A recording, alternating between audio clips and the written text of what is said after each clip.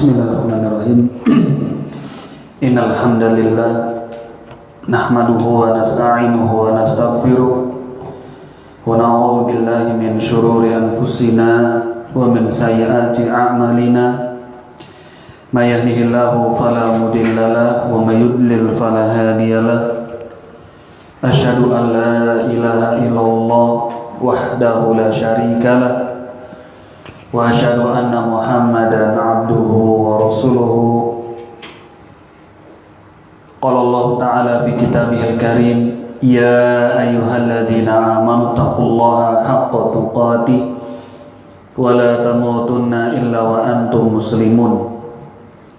Ya ayyuhan nasu taqu rabbakumul ladzi khalaqakum min nafsin wahidah wa khalaqa minha zawjaha wa batha minhuma rijalan katsiran wa nisaa wa taqullaha alladzi tasaaluna bihi wal arham innallaha kana 'alaikum raqiba.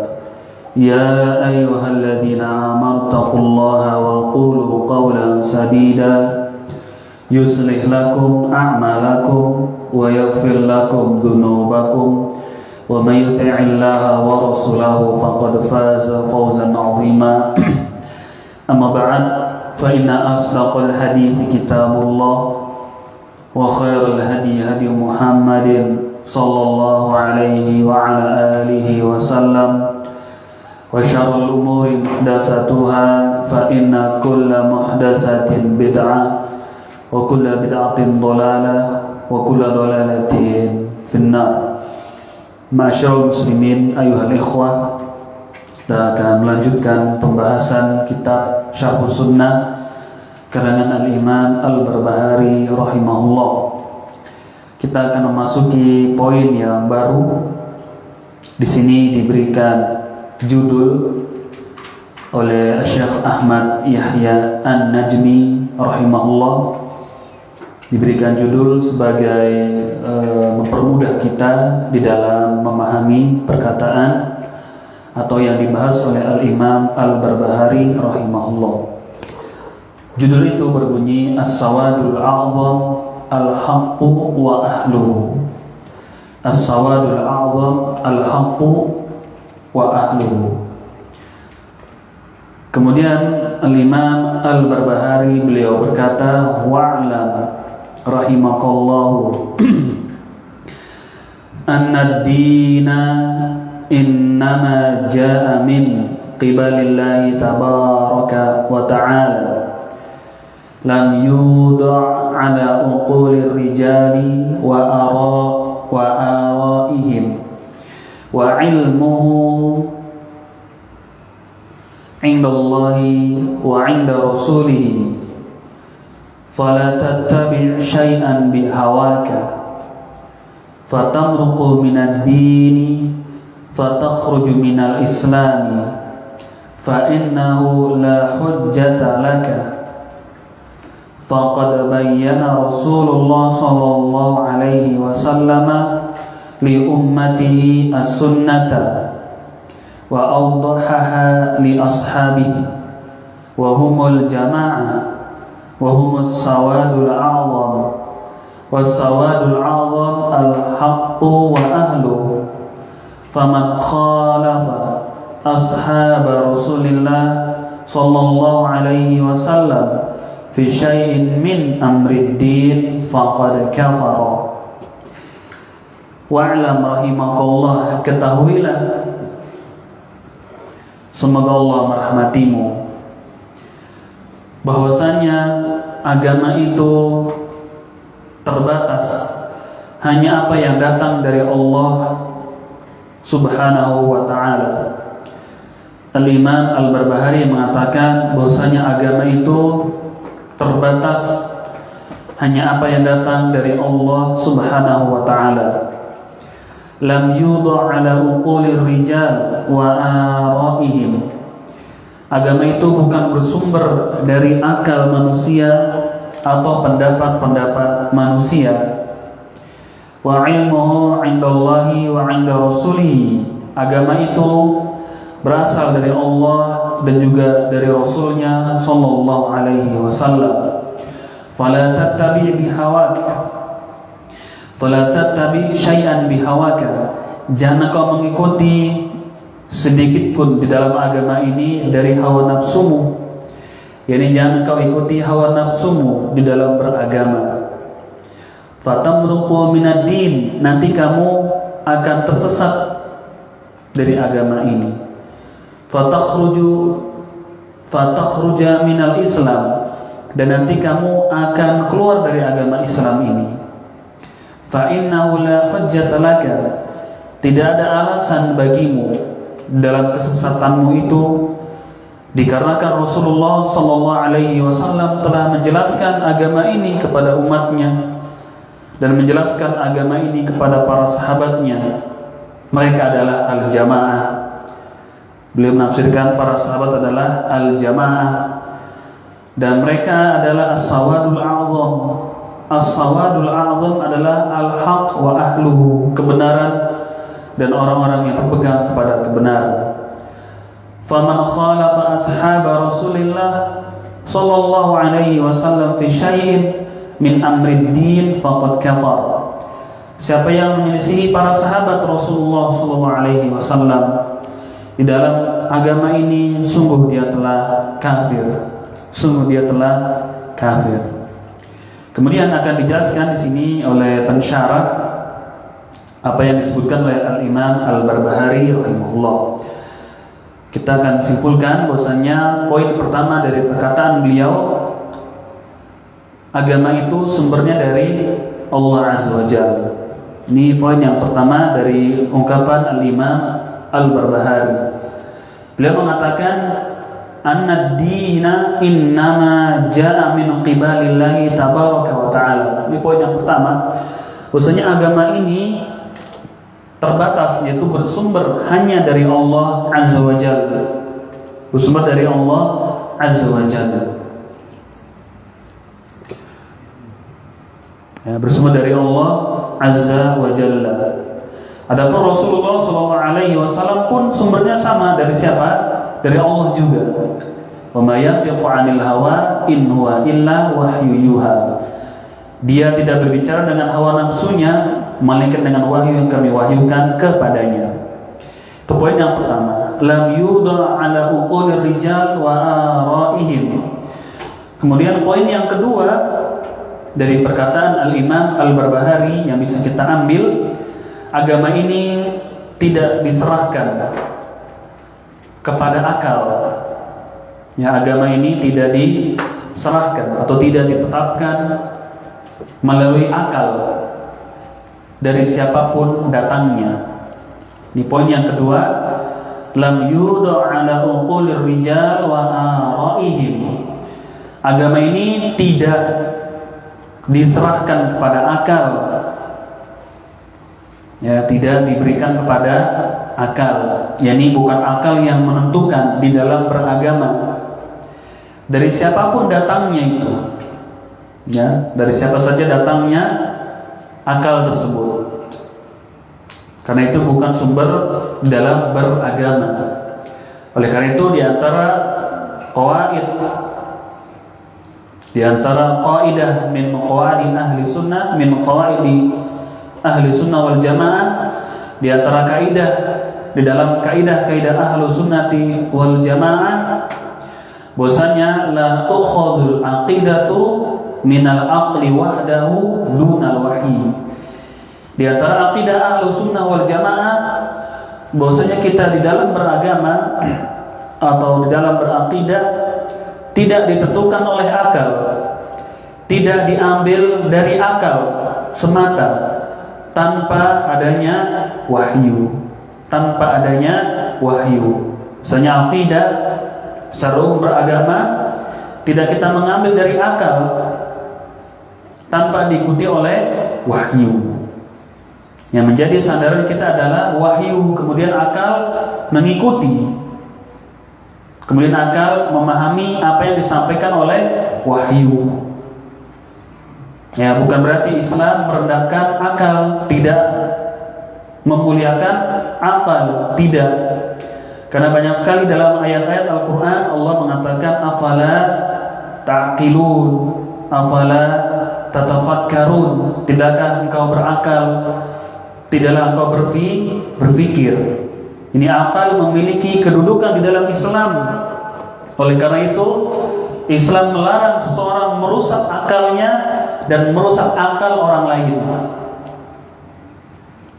Oleh karena itu Islam melarang merusak akalnya sendiri atau merusak akal orang lain.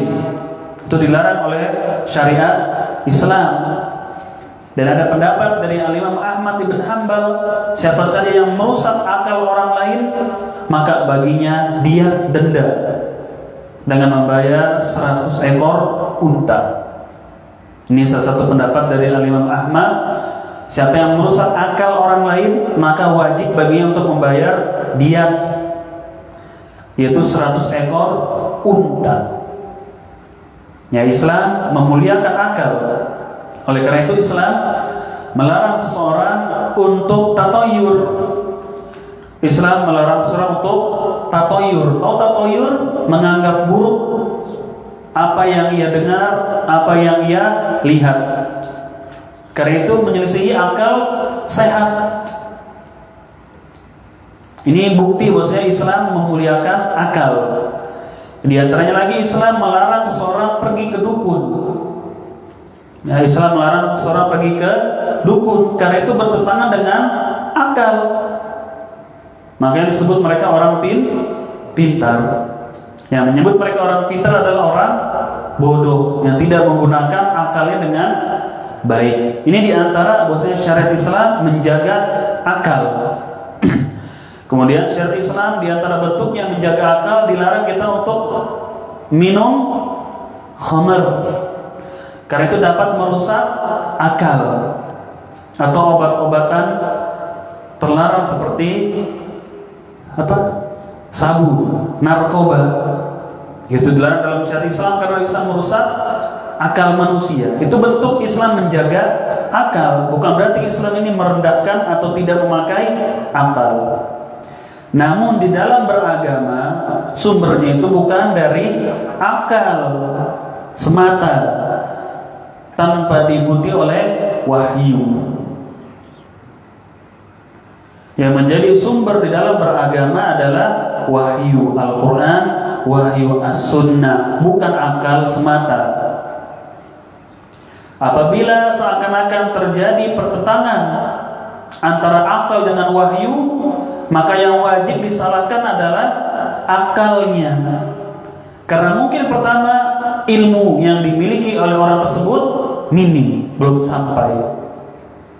Atau yang kedua akalnya sudah rusak.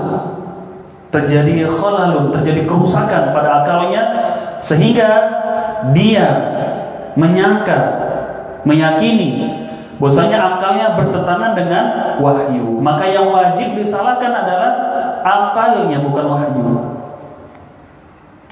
Adapun akal yang sehat, yang memiliki ketegasan, maka selamanya tidak akan pernah bertentangan dengan Al-Quran atau As-Sunnah. Senantiasa memahami Al-Quran dan As-Sunnah, bukan justru menentangnya.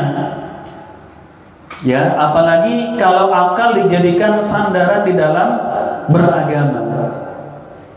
Inilah yang dimaksud oleh Al-Imam Al-Barbahari dalam perkataan beliau, "Anna ad-dina innama ja'a min qibalillahi tabaraka wa ta'ala." Sesungguhnya agama itu terbatas hanya dari apa yang datang dari Allah Azza wa Jalla.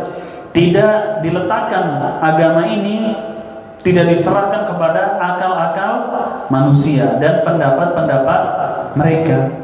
Tidak benar menjadikan akal sebagai asas, sebagai sandaran di dalam memahami agama, di dalam beragama secara khusus lagi. Ini tidak benar, merupakan pendapat yang sesat. Orang menjadikan akalnya sebagai sumber di dalam beragama. Wa ilmuhu 'indallahi wa 'inda rasulih sallallahu alaihi wasallam fala tattabi syai'an bihawaka Kemudian poin yang ketiga disebutkan oleh Al-Imam Al-Barbahari, kalau kita bisa menyimpulkan akibat mengikuti hawa nafsu atau akal, maka bisa menyimpang dari agama. Fatamruqu minad din, maka bisa menyimpang dari agama. Ini akibat seseorang mengikuti hawa nafsunya di dalam beragama, mengikuti akalnya di dalam beragama, maka fatamruqu minad din, dia akan keluar menyimpang dari agama Islam. Bahkan beliau mengatakan lebih tegas lagi, fatakhruj minal Islam, bahkan bisa sampai membawa seseorang keluar dari agama Islam ketika mengikuti hawa nafsunya di dalam beragama, ketika mengikuti akalnya di dalam beragama. Pertama menyimpang, yang kedua konsekuensinya bisa membawa kepada kemurtadan, keluar dari agama Islam. Kemudian poin yang keempat, bahwasanya Rasulullah SAW sudah menjelaskan semuanya kepada umat. Bahwasanya Rasulullah SAW telah menjelaskan semuanya, yakni dalam urusan agama, kepada umatnya.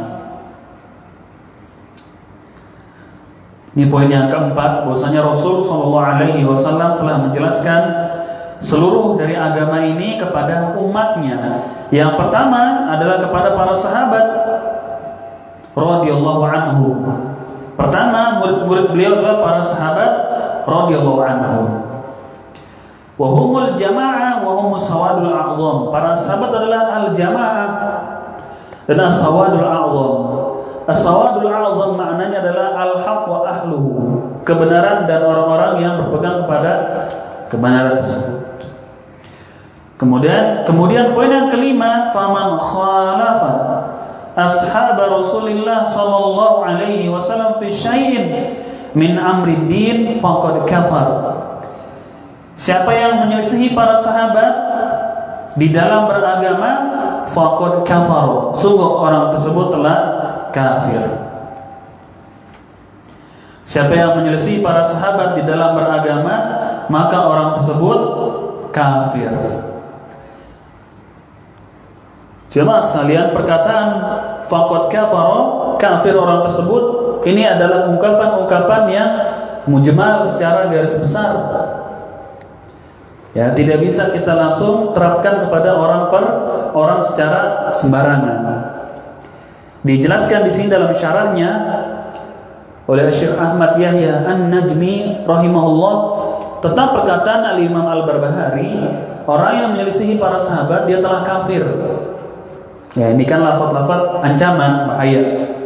Aqul tataraddadu mithlu hadhihi al-ibarati fi kalam al-muallif rahimahullah, wa mithlu hadha yuhmalu ala wahidin min thalathati umur. Perkataan penulis yaitu Al-Imam Al-Barbahari, dia telah kafir, maka dibawa kepada salah satu tiga makna. Maka bisa kita pahami, bisa kita artikan salah satu dari tiga makna ini. Akan dibawa, berikutnya akan dijelaskan. Bisa kafir, maknanya pertama, imma an yuhmala ala annahu yurid man jahada syai'an min aqaidid dini al-asasiyah faqad kafar. Perkataan Al-Imam Al-Barbahari bisa dimaknai, kita pahami, yang pertama adalah orang yang mengingkari, ya, orang yang mengingkari keyakinan yang menjadi pokok di dalam agama Islam, maka dia telah kafir. Ya, ini bisa kita pahami, maksud telah kafir adalah seseorang yang mengingkari syariat Islam secara umum, ya, atau bagian-bagian dari syariat Islam dia ingkari, maka orang tersebut kafir, diingkari. Salat nggak wajib, gitu. Misalkan zakat tidak wajib, atau Allah itu tidak ada, misalkan. Ya, maka orang tersebut bisa kafir. Ini makna yang pertama. Wa imma an yurida bi anna amalahu rubbama adda ilal kufri Makna yang kedua yang kita bisa pahami dari perkataan al-imam adalah perbuatan atau keyakinan yang mereka yakini dan itu menyelisihi para sahabat membawa kepada kekufuran, berkonsekuensi kepada kekufuran. Ini makna yang kedua, bahwasanya orang yang mengingkar menyelisihi para sahabat itu akan membawa kepada kekufuran. Namun belum tentu, harus terlebih dahulu diterangkan. Wa imma an yurida annal maqsuda bihi kufrun duna kufrin, ay kufrun ni'mah wa laysa kullu man khalafa syai'an mimma alaihi ashabu Rasulullah sallallahu alaihi wasallam yukfaru kufran yakhruju minal Islam fa hadza laysa min aqidati ahli sunnah wal jamaah.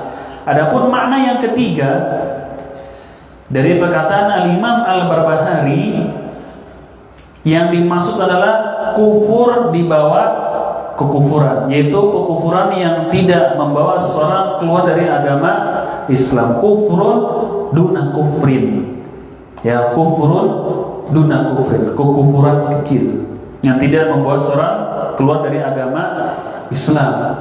Karena tidak setiap orang yang menyelisihi para sahabat Rasulullah sallallahu alaihi wasallam otomatis jadi kafir, tidak seperti itu. Ya, tidak setiap orang yang menyelisihi para sahabat otomatis jadi kafir, tidak. Keyakinan tadi itu bukan keyakinan ahlu sunnah wal jamaah yang sembarangan mengkafirkan orang. Ketika menyelisihi syariat langsung dikatakan kafir, itu bukan akidah ahlu sunnah wal jamaah. Jadi perkataan al-Imam Al-Barbahari dibawa kepada salah satu dari tiga makna. Salah satu dari tiga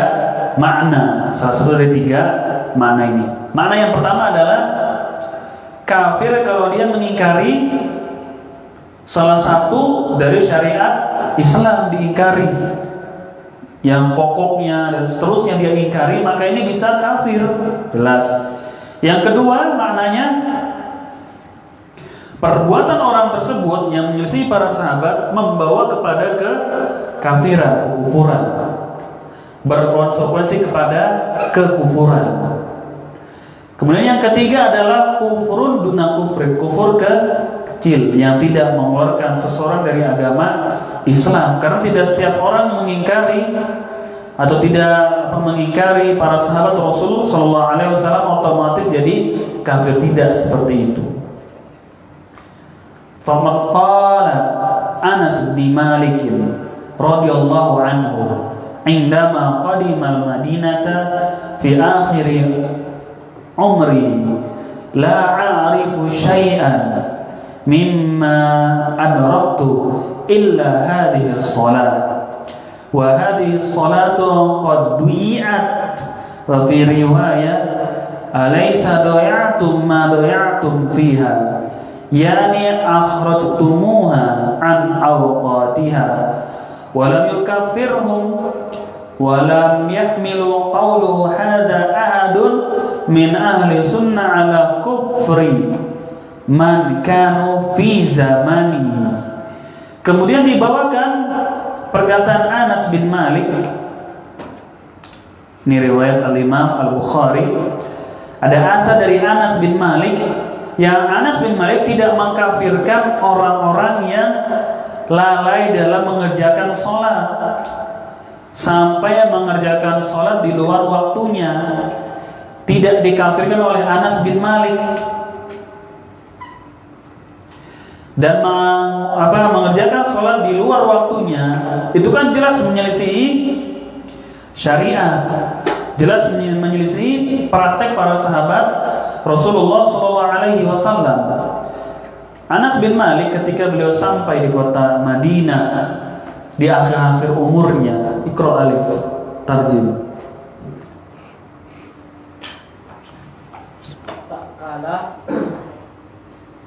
tak kala mendatangi kota Madinah di ujung usianya. Anas bin Malik radhiyallahu anhu mengatakan, dari segala yang telah aku jumpai di kota ini, tidak aku mengetahui tuntunannya sedikit pun selain sholat ini. Sholat ini pun telah disia-siakan.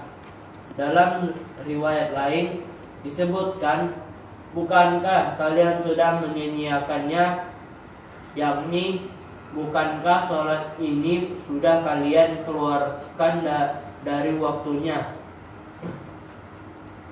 Anas bin Malik radhiyallahu anhu tidak mengkafirkan mereka, dan tidak ada seorang ahlu sunnah pun membawa pernyataan beliau tersebut untuk mengkafirkan orang-orang yang melakukan hal sama pada masanya. Iya, ini contoh orang yang sholat di luar waktunya, tidak dikafirkan oleh siapa?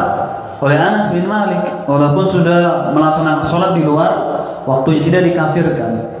Dan tidak ada ahlu sunnah yang memahami Anas bin Malik mengkafirkan mereka. Ini ingin menjelaskan bahwasanya tidak sembarangan kita mengkafirkan orang lain. Ya, tidak sembarangan kita mengkafirkan orang lain. Walaupun di sini contohnya telah sholat di luar waktunya. Sholat zuhur dikerjakan di maghrib. Gitu. Ya, sholat maghrib dikerjakan nanti subuh misalkan. Ini tidak dikafirkan oleh Anas bin Malik. Padahal orang-orang yang seperti ini telah melakukan dosa besar karena mengakhirkan sholat. Idzan faqauluhu man khalafa ashab Rasulullah sallallahu alaihi wasallam fi syai'in min amri din faqad kafar. Perkataan Al-Imam Al-Barbahari, siapa saja, kata beliau Al-Imam, menyelisihi para sahabat di dalam agama ini, maka sungguh dia telah kafir. Itu kita pahami, kita bawa perkataan Al-Imam Al-Barbahari kepada 3 makna yang tadi sudah kita sebutkan. Ini adalah bentuk husnudzon kita kepada ahli ilmu, kepada ulama. Apalagi mereka, para ulama ini telah jelas, telah kita ketahui bagaimana metode mereka dalam beragama.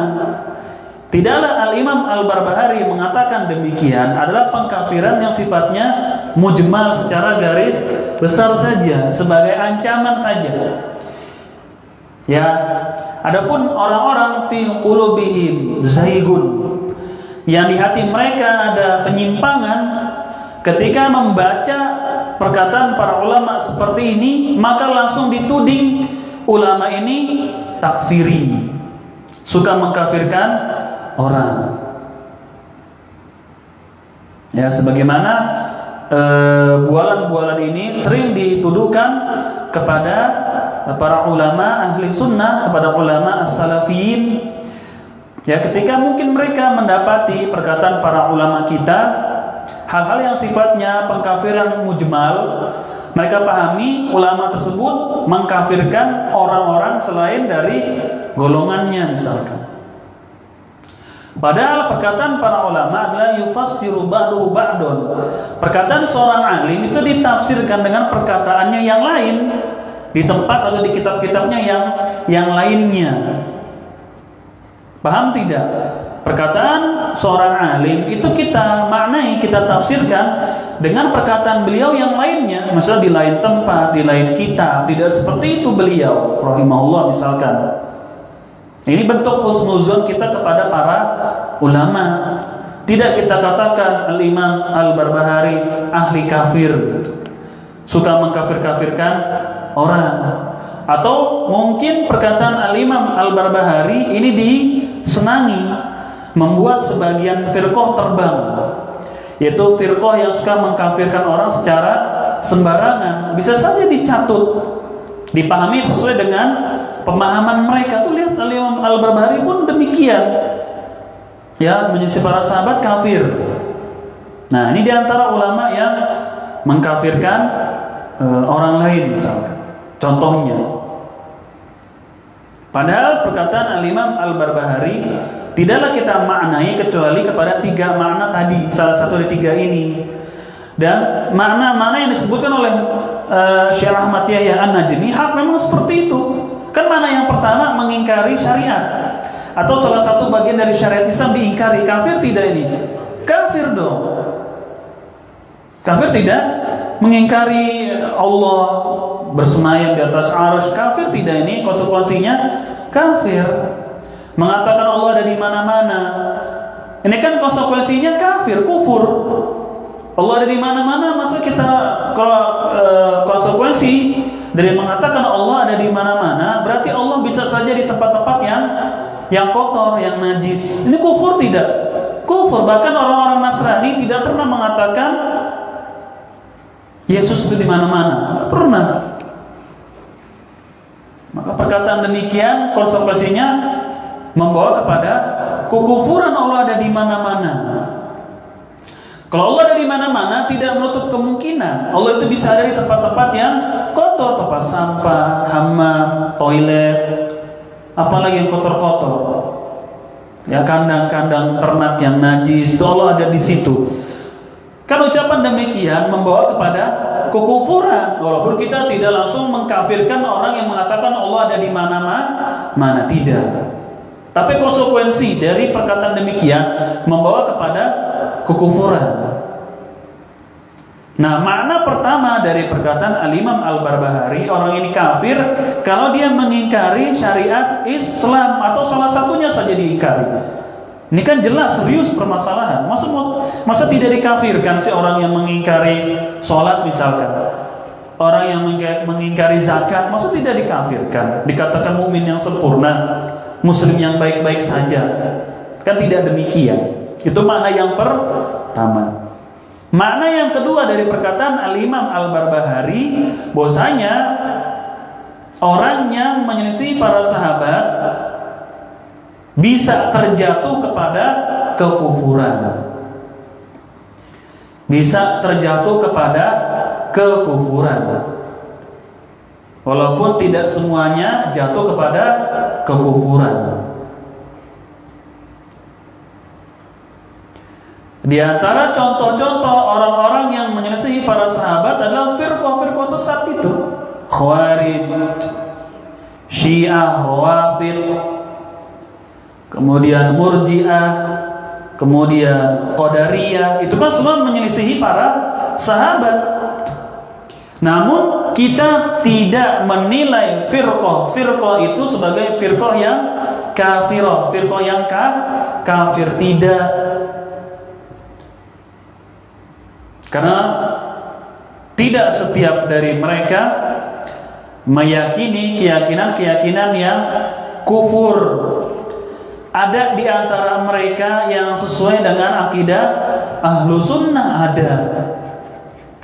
Namun ada di antara mereka yang keyakinannya membawa kepada kekufuran. Sebagaimana tokoh-tokoh dari mereka dahulu dibunuh oleh para khalifahnya, oleh para presiden di masanya. Tokoh-tokoh bid'ah ini dibunuh karena sudah membawa kepada, karena keyakinannya sudah kufur, dibunuh, penggal kepalanya. Seperti Ja'ad bin Dirham penggal kepalanya di hari Idul Adha. Tapi tidak semua dari firqah sesat otomatis kafir, tidak. Ini mana yang kedua, bahwasanya orang yang menyelisih para sahabat bisa membawa kepada kekufuran, namun tidak semuanya.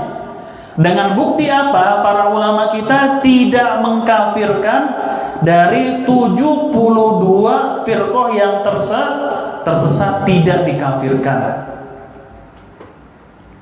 Walaupun ada sebagian ulama tidak memasukkan Jahmiyah ke dalam kelompok sesat ini. Sebagaimana para ulama juga tidak memasukkan Syiah ke dalam kelompok yang tersesat.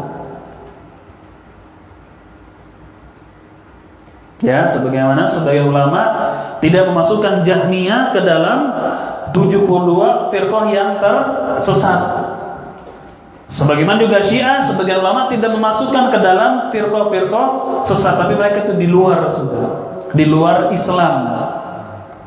Itu kan bukti para ulama kita tidak mengkafirkan 72 firqah ini, enggak dikafirkan oleh mereka.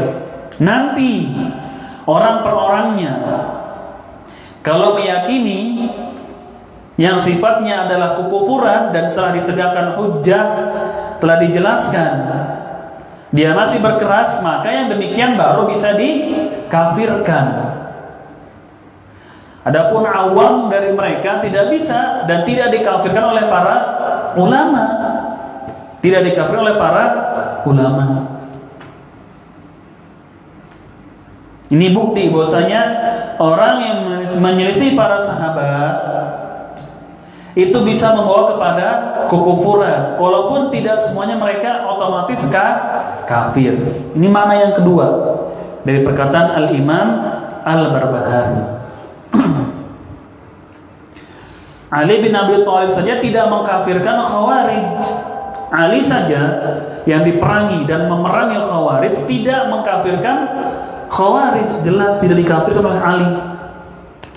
Bagaimana kita bisa mengkafirkan mereka? Wa imma an yurida annal maqsuda bi kufrun duna kufr. Kemudian makna yang ketiga adalah kekufuran kecil gitu ya.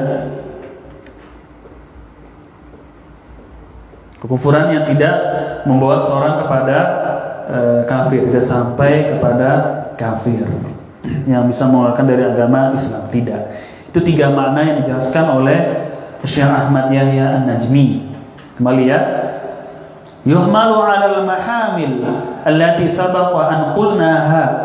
Kita bawa perkataan Al-Imam Al-Barbahari kepada tiga kemungkinan yang tadi sudah kita sebutkan. Kenapa? Karena akidah Ahlussunnah wal Jamaah, mereka tidak mengkafirkan seorang pun dari keluarga kaum muslimin. Karena akidah Ahlussunnah, mereka tidak mengkafirkan seorang pun dari kaum muslimin disebabkan dia melakukan dosa. Jadi akidah Ahlussunnah tidak mengeluarkan seorang muslim pun yang mengerjakan suatu dosa tidak dikafirkan, kecuali kesyirikan besar atau mengingkari hal yang sudah jelas dalam agama kita. Ahlussunnah tidak mengkafirkan seorang pun muslim disebabkan melakukan suatu dosa. Zina Ustaz dikafirkan? Tidak. Membunuh orang lain dikafirkan? Tidak. Tidak. Ada orang mencuri dikafirkan atau tidak? Tidak. Tidak dikafirkan. Orang yang bunuh diri dikafirkan atau tidak? Tidak. Tidak dikafirkan oleh Ahlussunnah, kecuali mereka menghalalkan yang tadi sudah kita sebutkan. Dan lagi, kecuali kata beliau syirik besar, kecuali syirik besar, nggak boleh ini. Atau mengingkari hukum yang sudah disepakati dalam syariat Islam. Sholat wajib enggak wajib. Zakat wajib enggak wajib. Birrul walidain wajib tidak wajib. Nah, yang demikian baru kufur. Au yastahzi'u bid-din wa ahli, atau mengolok-olok agama. Ini juga bisa kafir. Wa ma asbaha dzalika mimma huwa madhkurun fi nawaqidil Islam wa annahum la yukaffiruna ahadan bi dzambin, sebagai dan yang lainnya dari pembatal-pembatal keislaman yang disebutkan oleh para ulama di dalam bab-bab yang bisa mengeluarkan seseorang dari agama Islam. Adapun dosa yang dikerjakan oleh muslim, kita tidak mengkafirkan orang tersebut. Walaupun dia mencuri, walaupun dia membunuh, walaupun dia bunuh diri, walaupun dia berzina misalkan, maka tidak boleh kita mengkafirkan orang tersebut, kecuali mereka menghalalkan perbuatan tadi. Mencuri boleh tidak? Boleh. Halal, halal. Kafir tidak ini? Kafir. Membunuh boleh tidak? Boleh. Halal, halal. Kafir tidak ini? Kafir walaupun dia tidak membunuh, walaupun dia tidak mencuri, tapi meyakini mencuri itu halal. Kufur tidak? Kufur walaupun dia tidak mencuri, tapi dia mensyiarkan, melafadzkan, mengatakan mencuri itu halal. Kufur tidak? Kufur jelas. Karena mencuri hukumnya adalah haram. Disepakati tidak? Disepakati keharaman mencuri, nggak boleh. Ya. Toyib. Sebutkan lagi oleh beliau, wa annahum la yukaffiruna ahadan bidzanbin. Ahlu sunnah itu tidak mengkafirkan seseorang dengan sebab perbuatan dosa.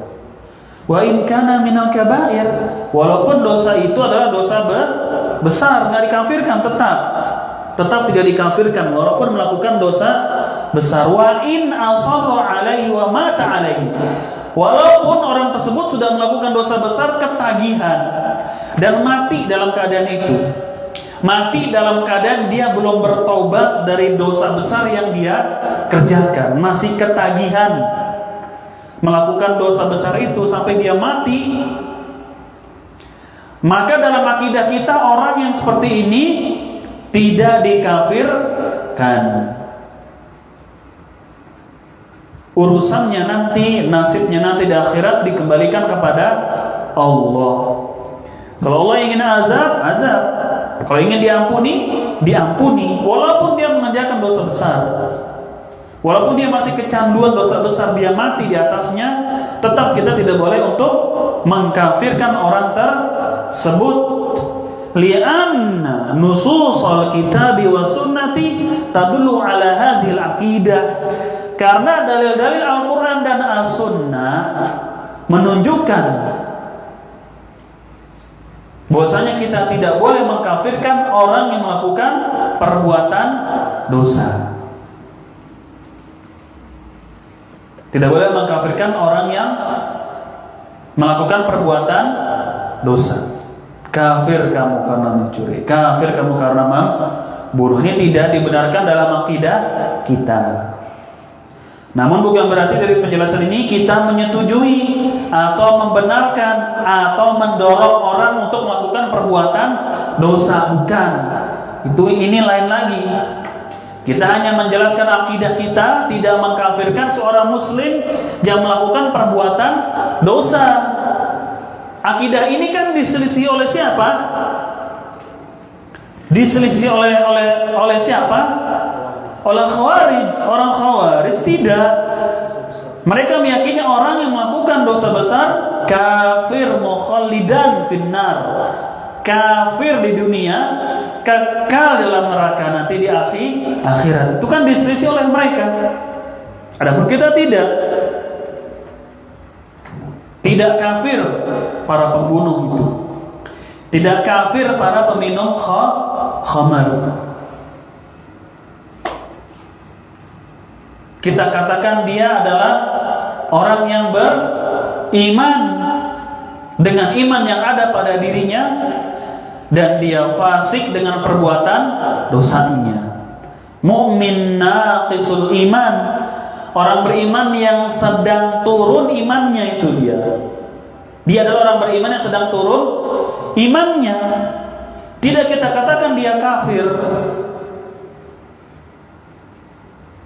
Dan tidak juga bisa kita menilai mereka sebagai mukmin yang sempurna imannya, nggak bisa. Kenapa? Karena melakukan perbuatan dosa, menerjang syariat Allah. Masa dikatakan mukmin yang sempurna keimanannya? sebagaimana maunya orang-orang Murji'ah. Orang Murji'ah melihat para pelaku dosa besar adalah imannya sempurna sudah. Nggak apa-apa, nggak ngaruh perbuatan dosa selama masih meyakini adanya Allah. Kalau Khawarij melihat pelaku dosa besar kafir. Adapun Ahlus Sunnah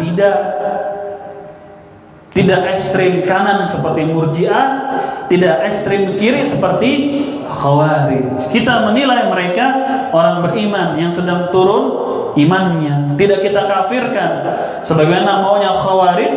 Tidak juga kita katakan ini orang imannya sempurna sebagaimana keyakinan orang-orang Murji'ah. Thayyib. Amma qauluhu i'lam rahimakallah anna ad-dina innama ja'a min qibalillahi tabaraka wa ta'ala lam yudu ala uqulir rijal wa ara'ihim fahada bayyinun wadih. Adapun perkataan al-imam, ini poin yang keberapa tadi kita simpulkan? Poin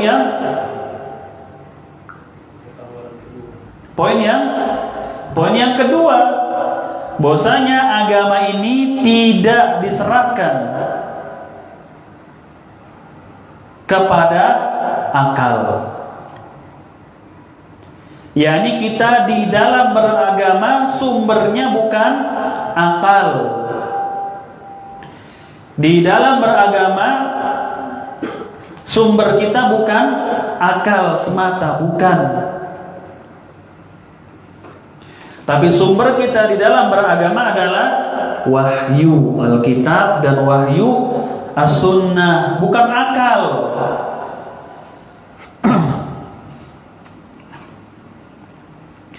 Di zaman ini kan banyak orang-orang yang terfitnah dengan akal ini.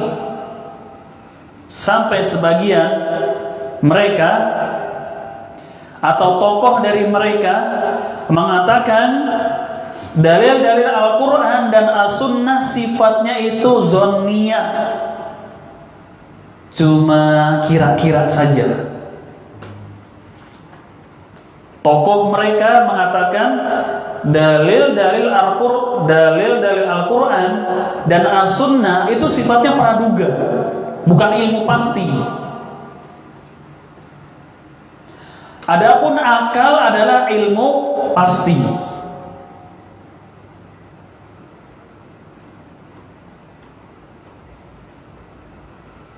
Ya, tokoh mereka mengatakan dalil-dalil Al-Quran dan As-Sunnah itu sifatnya tidak pasti, cuma praduga. Atau praduga bisa benar bisa salah, ngambang.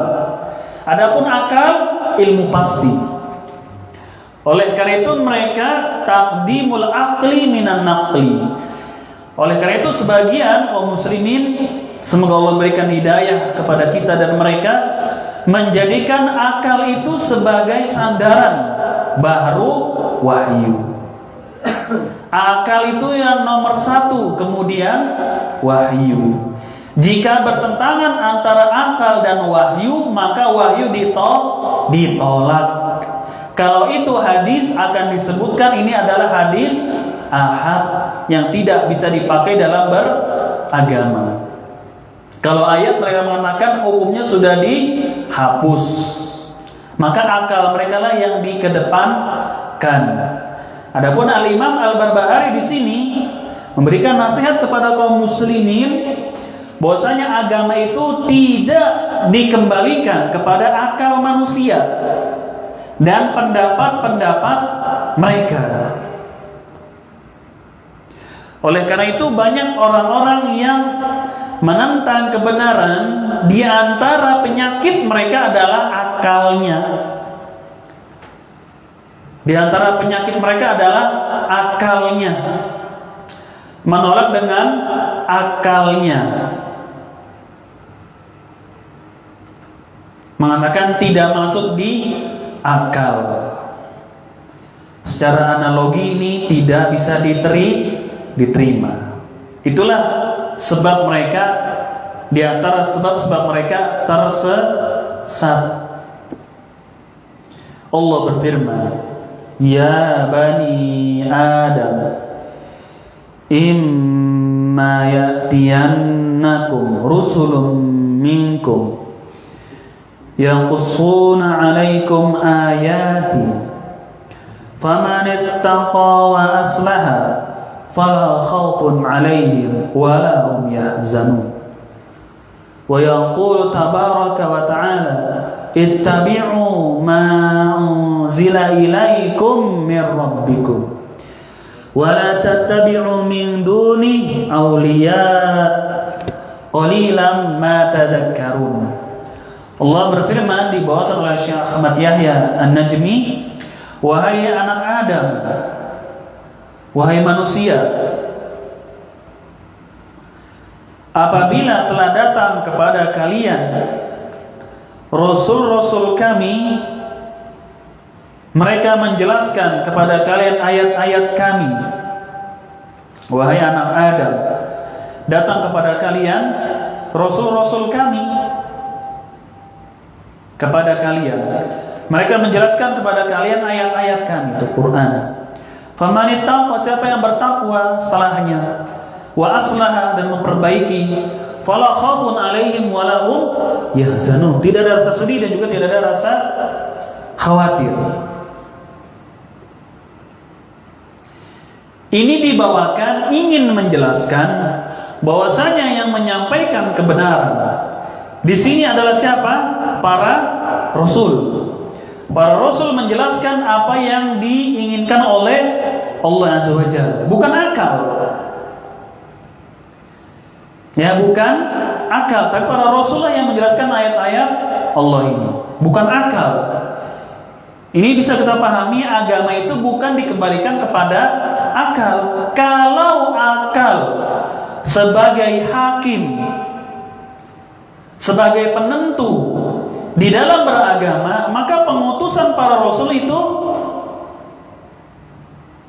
saya ulang, kalau akal dijadikan hakim, atau hakim yang memutuskan benar atau salah, surga atau pahala atau dosa, akal, maka pengutusan para rasul ke muka bumi ini menjadi sia-sia.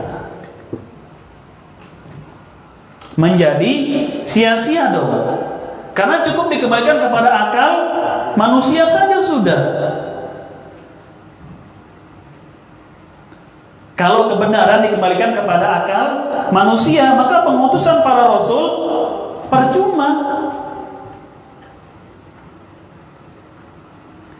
Karena di dalam beragama, karena di dalam menentukan mana yang dicintai oleh Allah, mana yang dibenci oleh Allah, untuk menentukan mana pahala, mana itu dosa, bukan dikembalikan kepada akal. Kalau itu dikembalikan kepada akal, untuk apa Allah mengutus rasul-rasul? Dengan diutusnya para rasul, kebenaran jelas tidak? Jelas. Kesesatan jelas tidak? Jelas. Apa yang dicintai oleh Allah dijelaskan atau tidak? Dijelaskan. Apa yang dibenci oleh Allah dijelaskan tidak oleh para rasul? Dijelaskan. Mana yang membawa kepada surga, mana yang membawa pada neraka, dijelaskan tidak oleh para rasul itu? Dijelaskan. Oleh karena itu diutus para rasul, bukan dikembalikan kepada akal. Dan juga aneh, sebagian kaum muslimin mengatakan kebenaran itu yang mengetahui Allah saja.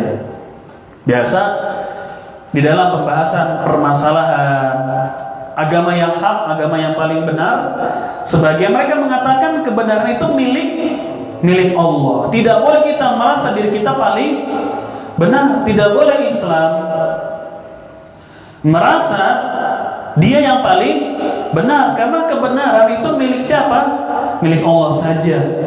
Nanti di akhirat baru diberitahukan siapa yang benar, siapa yang salah. Kan ada orang yang menggunakan akal yang begitu, beranalogi bahwasanya kebenaran itu milik Allah.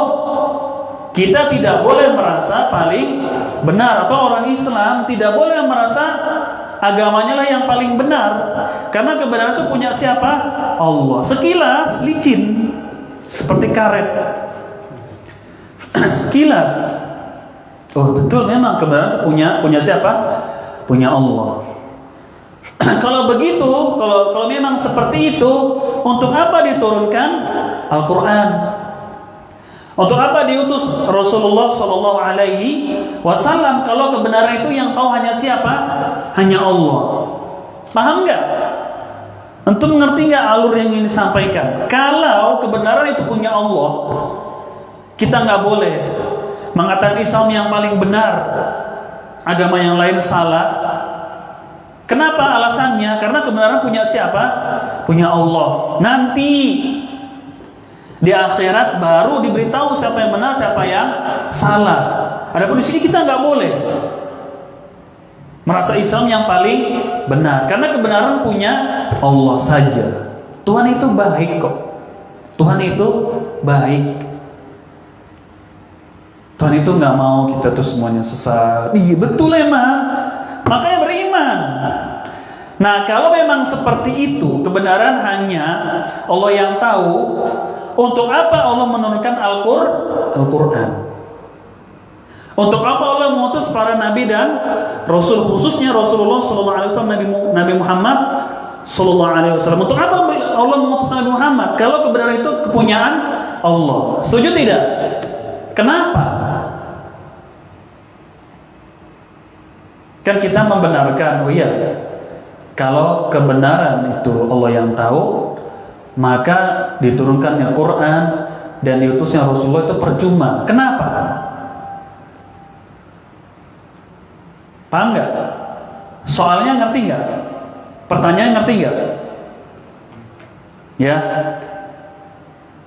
kita meyakini kalau kebenaran itu hanya Allah yang tahu, berarti diturunkannya Quran, diutusnya Rasulullah Sallallahu Alaihi Wasallam percuma, tidak ada gunanya.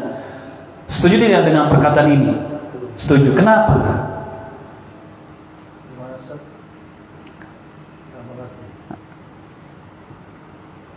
Kita meyakini kalau kebenaran hanya Allah yang tahu, oke? Kalau kebenaran, jika kebenaran hanya Allah yang tahu, maka percuma diturunkannya Quran, percuma diutusnya Rasulullah. Setuju tidak dengan ungkapan bagian ini? Setuju. Kenapa kita bisa setuju?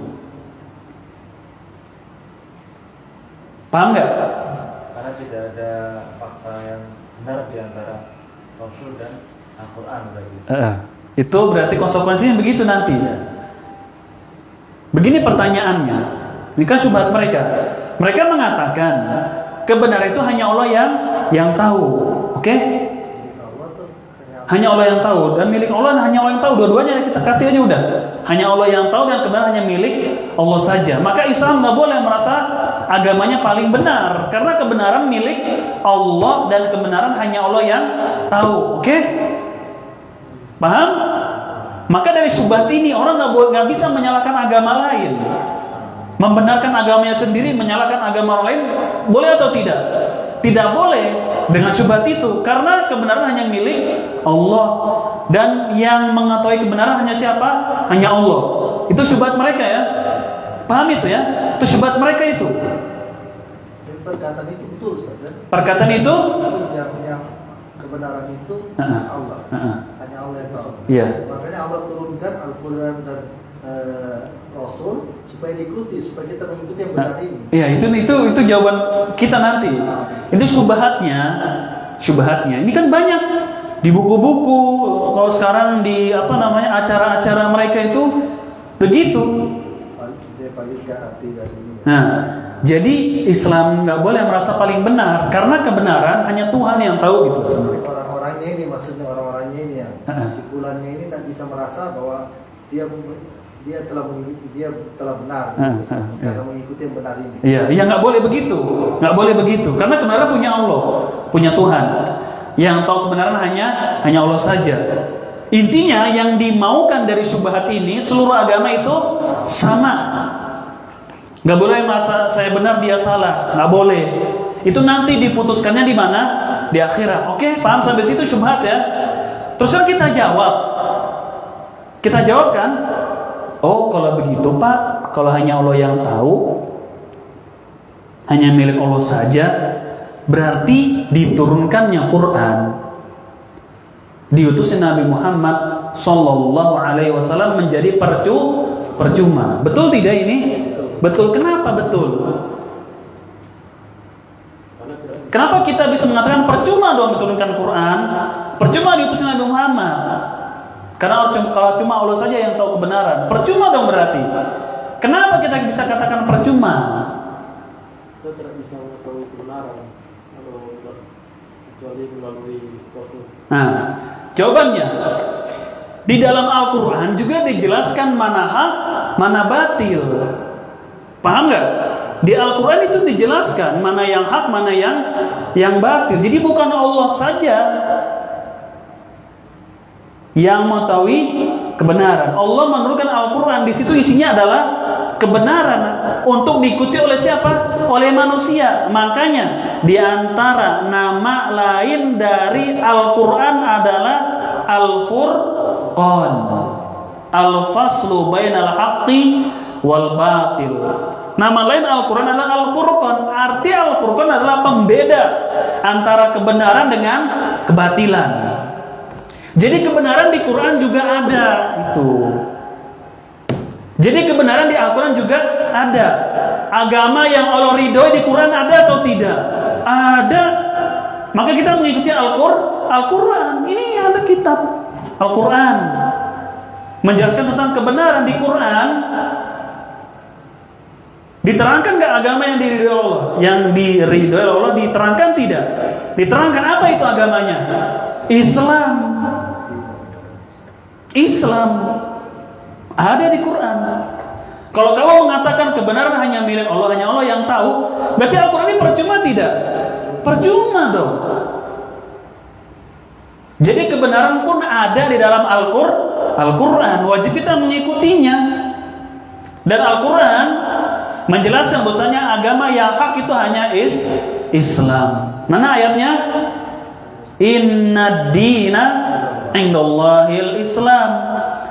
Sesungguhnya agama di sisi Allah itu hanya Islam. Jelas Islam. Masa kita nggak boleh merasa diri kita paling benar? Orang Allah menjelaskan yang benar itu, paham tidak? Wa may yabtaghi ghairal islami dina fala yuqbala min wa huwa fil akhirati minal khasirin. Siapa yang mencari selain Islam, maka nggak diterima. Tuh, Allah menerangkan bahwasanya siapa yang mencari selain Islam sebagai agama diterima tidak? Nggak diterima tuh. Dan di akhirat termasuk orang yang merugi. Ada tidak kebenaran masalah agama di sini? Yang benar yang mana? Ada tidak? Ada. Kalau dia bilang hanya Allah yang tahu, berarti percuma turunkan ini. Kerja begitu kan? Kemudian Nabi Muhammad SAW pun bersabda tentang agama yang diridhoi Allah hanya apa?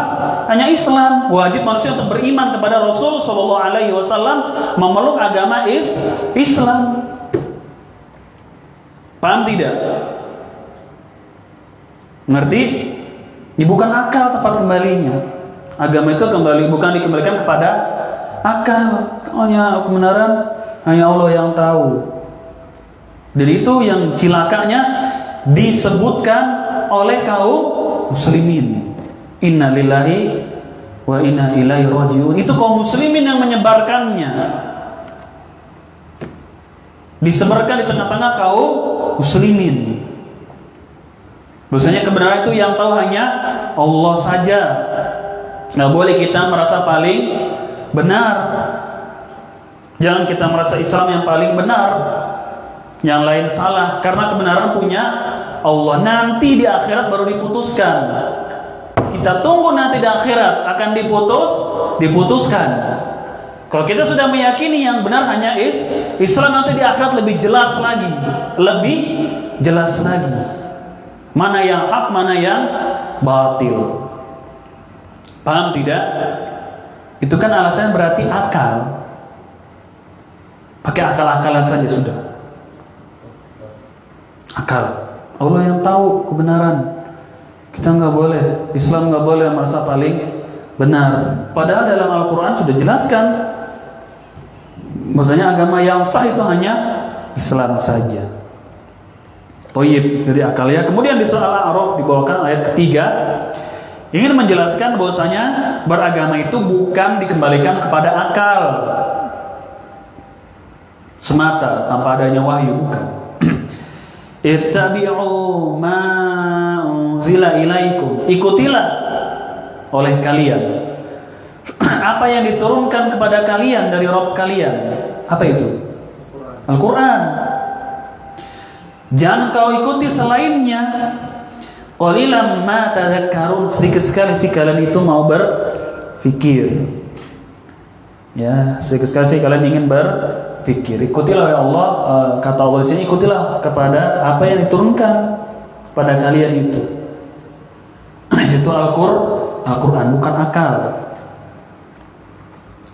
Nah, surat Ali Imran, ya ayyuhalladzina amanu taqullaha haqqa tuqatih wa la tamutunna illa wa antum muslimun wa'tasimu bihablillahi jami'an wa la tafarraqu wadhkuru ni'matallahi 'alaikum id kuntum a'da'a fa'alafa baina qulubikum fa asbahtum bi ni'mati ikhwana wa kuntum 'ala syafa hufratin minan nar fa anqadhakum minha kadzalika yubayyinullahu lakum ayati la'allakum tahtadun wa takum minkum ummatun yad'una ila khair wa ya'muruna bil ma'ruf wa yanhauna 'anil munkar wa ulaika humul muflihun wa la takunu kalladzina tafarraqu wa ikhtalafu min ba'di ma ja'ahumul bayyinat wa ulaika lahum 'adzabun 'adzim. Baik. Wahai orang-orang yang beriman, Iqra, alif. Terjemahatul Quran.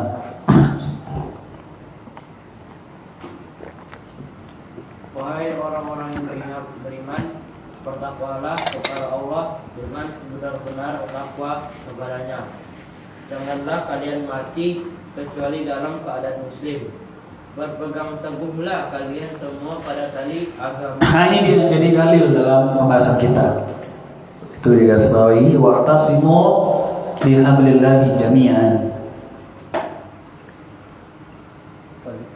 Ya. Berpeganglah kalian kepada tali Allah. Yang dimaksud tali Allah Al-Quran dan As-Sunnah.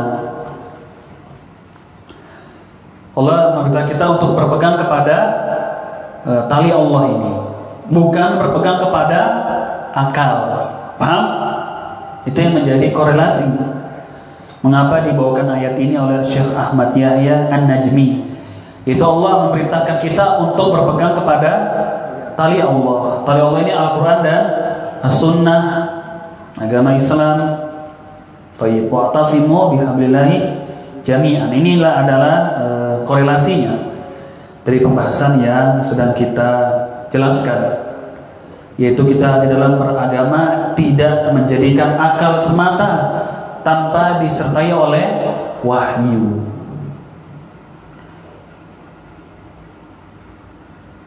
Yang salah itu adalah beragama hanya menggunakan akal. Ahlus sunnah menggunakan akal tidak di dalam beragama, menggunakan akal, tapi untuk memahami wahyu, tapi bukan untuk menentang wahyu. Ketika ada pembahasan agama yang menurut kita tidak masuk akal, maka yang disalahkan adalah akalnya. Maka yang disalahkan adalah akal kita, bukan wahyunya. Kenapa bisa seakan-akan tidak masuk di akal? Pertama, minimnya ilmu orang itu. Gak sampai, gak paham, minim ilmunya, belum sampai. Yang kedua, memang akalnya sudah rusak saja, sudah terjadi kerusakan pada akalnya. Akal para sahabat saja bisa menerima, kenapa dia nggak bisa menerima? Akal para tabiin saja bisa menerima, kenapa dia nggak bisa menerima? Akalnya para ulama bisa menerima, kenapa dia tidak bisa menerima? Berarti kan akalnya sudah rusak, perlu diservis akalnya itu. Atau minimnya ilmu yang ada pada seorang, minim. Maka ketika seakan-akan bertentangan antara akal dan wahyu, yang wajib disalahkan adalah akalnya. Bukan seperti filsafat ahlul kalam, ketika terjadi pertentangan akal dan wahyu, maka wahyunya yang dikalahkan. Wahyunya ini yang tidak dipakai.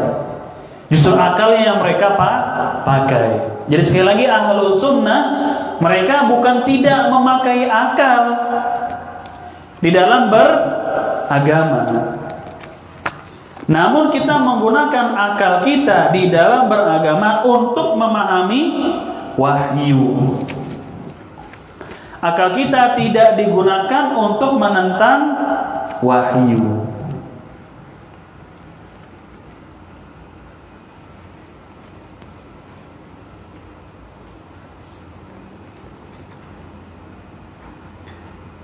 Kenapa? Karena Allah Azza wa Jalla tidak menjadikan akal itu sebagai sumber di dalam beragama.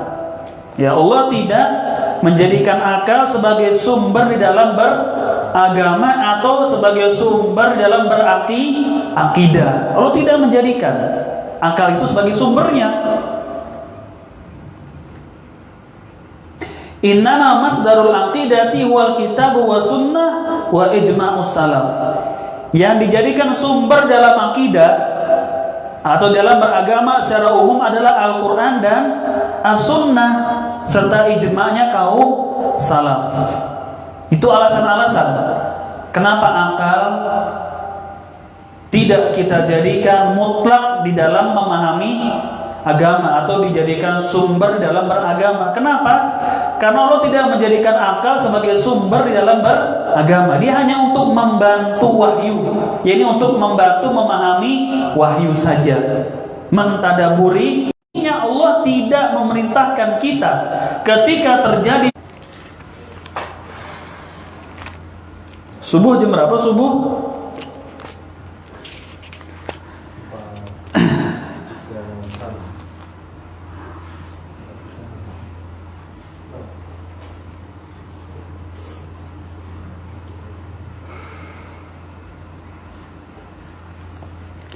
Surah An-Nisa ayat ke 59. Ya ayyuhalladzina amanu ati'ullaha wa ati'ur rasul wa ulil amri minkum.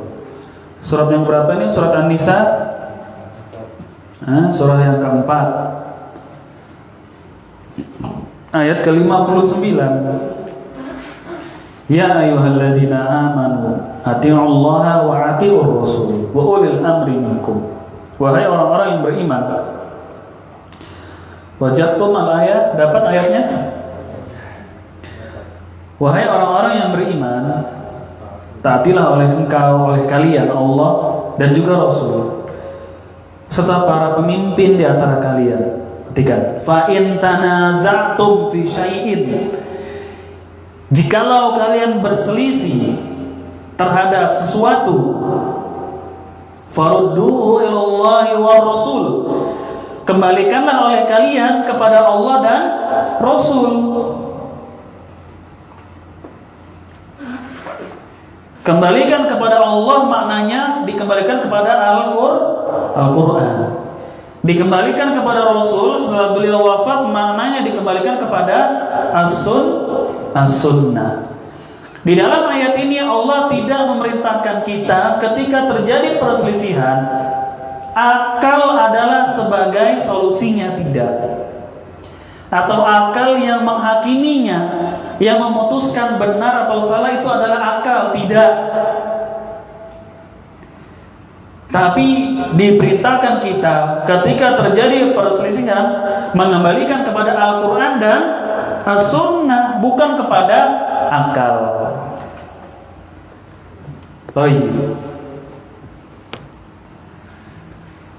Sedikit kita baca ini sudah. Makna dari tali Allah adalah idza ma huwa hablullah wa ma huwa as-siratal mustaqim alladzi amarana Allah bittiba'i. Inna ma jaa'a anillahi muballaghun min Rasulullah sallallahu alaihi wasallam min al-kitab wa sunnah. Yang dimaksud tali Allah adalah apa yang datang dari Allah dan juga Rasulnya berupa Al-Quran dan As-Sunnah. Thayyib, barangkali sampai di sini pertemuan kita.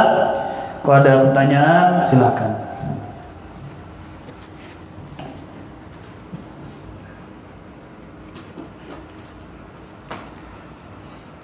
Ya, jadi kita tidak menjadikan akal sebagai sumber di dalam berakidah secara khusus atau dalam beragama secara umum.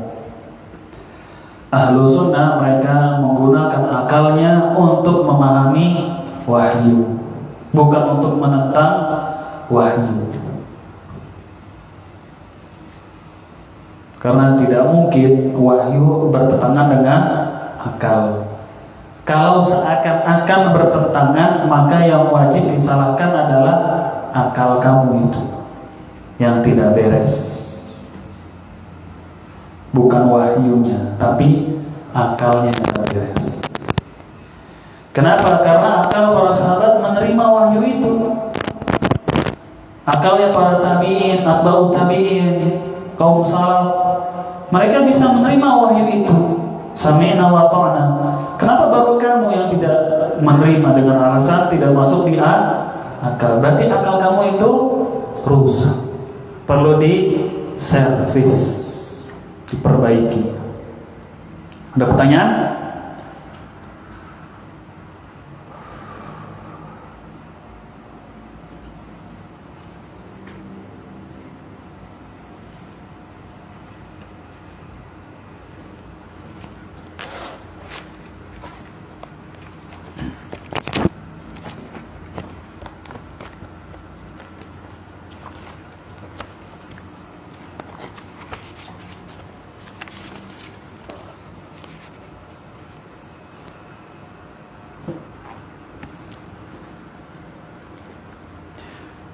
Toib, ini ada sedikit faidah.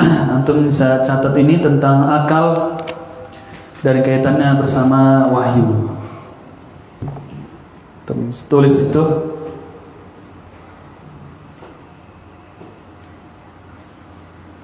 Kasih judul di situ sedikit. Akidah itu tidak diambil dari akal semata tanpa wahyu. La tu'khadul aqidatu minal aqli wahdah dunal wahyi. Akidah tidak diambil dari akal semata tanpa adanya wahyu.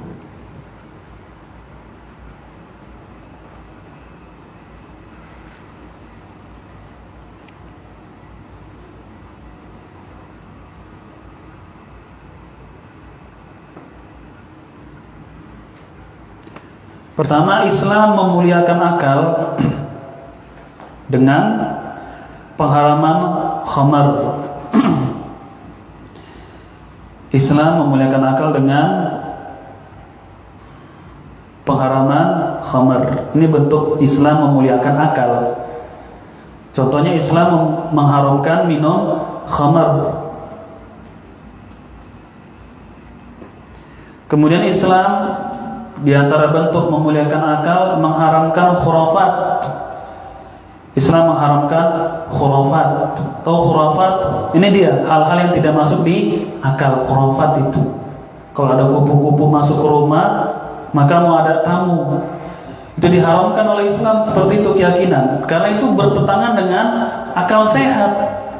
Itu bertentangan dengan akal sehat. Kalau mata kanan gerak-gerak mau dapat duit, itu kan bertentangan dengan akal. Satu khurafat. Islam mengharamkan itu. Itu bentuk Islam memuliakan akal. Jadi Ahlu Sunnah tidak merendahkan atau tidak memakai akal sama sekali. Kemudian Islam melarang seseorang merusak akalnya atau akal orang lain. Islam melarang seseorang merusak akalnya sendiri ya, atau merusak akal orang lain.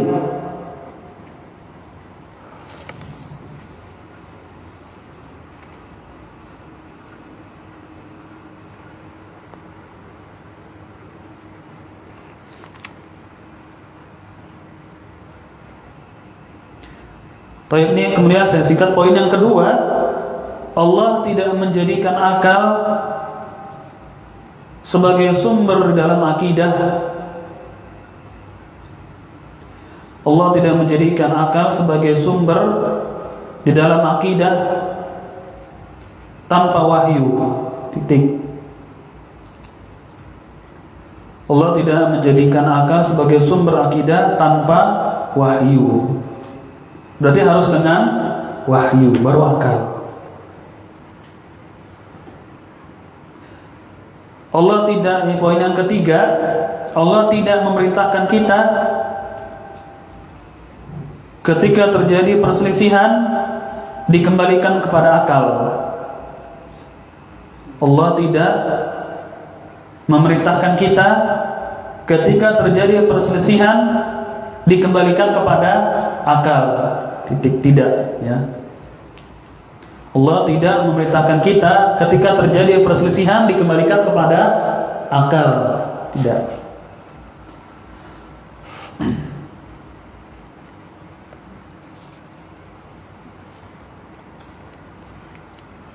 Jadi poin yang keberapa ini? Keempat. Jadi poin yang keempat dikembalikan kepada apa dong? Wahyu, Al-Quran, wahyu, As-Sunnah. Poin yang kelima, innama tukhadhu minal aqli idza kana muwafiqan muayyidan musyahidan lil wahyi. Poin kelima ini ya. Poin kelima, akal itu bisa diterima. Akal bisa diterima ketika ia sesuai dengan wahyu. Akal itu bisa diterima atau dapat diterima ketika ia sesuai dengan wahyu.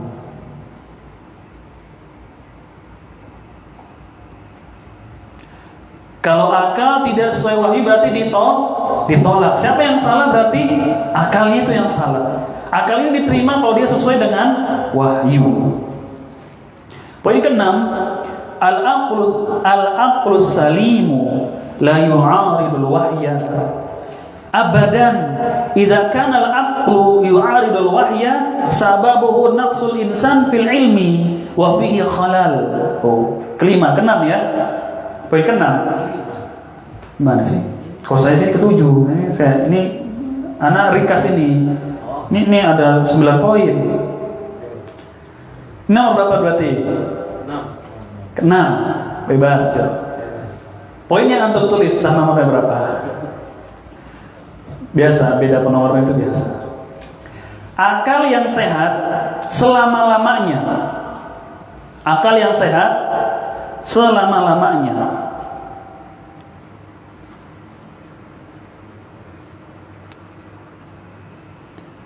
Tidak akan bertentangan dengan wahyu.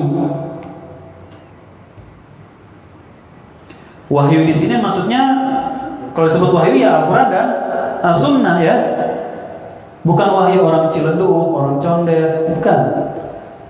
Wahyu di sini maksudnya adalah Al-Quran dan As-Sunnah. Kalau disebut wahyu ya sudah Al-Quran dan As-Sunnah. Bukan wahyu orang Jatinegara, bukan. Jadi akal yang sehat selama-lamanya tidak akan pernah bertentangan dengan wahyu. Lanjut, ini bukan poin, masih lanjutannya. Idza kana al-aqlu, apabila akal bertentangan dengan wahyu, ini seakan-akan ya, apabila akal bertentangan dengan wahyu. Ini masih poin yang sama. Apabila akal bertentangan dengan wahyu disebabkan karena minimnya ilmu orang tersebut.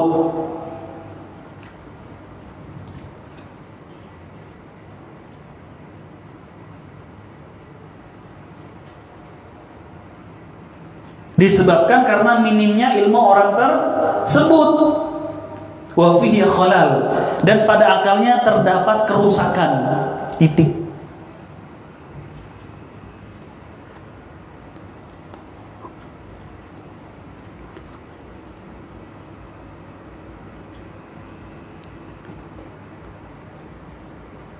Bisa ditulis itu dirangkai, nanti di rumah dirapiin lagi deh. Sampaikan di khutbah Jumat, enak aja, nggak boleh. Sampaikan kepada istri anak. Poin berikutnya yang terakhir saja, ini sudah malam, langsung komat aja deh. Al-aqlu yusta'malu litafahumi an-naqli wasidqihi. Poin berikutnya, akal itu digunakan untuk memahami wahyu dan membenarkannya. Titik. Akal digunakan untuk memahami wahyu dan membenarkannya. Apanya, baik maksudnya dan membenarkannya. Nyanya itu apa? Hah? Apa? Akal. Jangan kasih makan di mama. Apa? Wahyu. Akal itu digunakan untuk memahami wahyu dan membenarkannya, dan membenarkan wahyu. Itu. Tenang makan kok. Ada beberapa poin situ, antum tulis, coba satu orang baca deh. Mas Adi, fadhol. Baca Mas. Poin-poinnya tadi ditulis. Poin pertama, kedua dan seterusnya. Yang pertama, akidah itu tidak diambil dari akal semata tanpa adanya wahyu. Poin kedua, Islam mengiyakan akal dengan mengharapkan amal. Islam mengiyakan akal dengan mengharamkan khurafat. Dan Islam mengiyakan akal dengan melarang merusak akal sendiri dan merusak akal orang lain. Iya. Kemudian yang ketiga, Allah tidak menjadikan akal sebagai sumber akidah tanpa wahyu.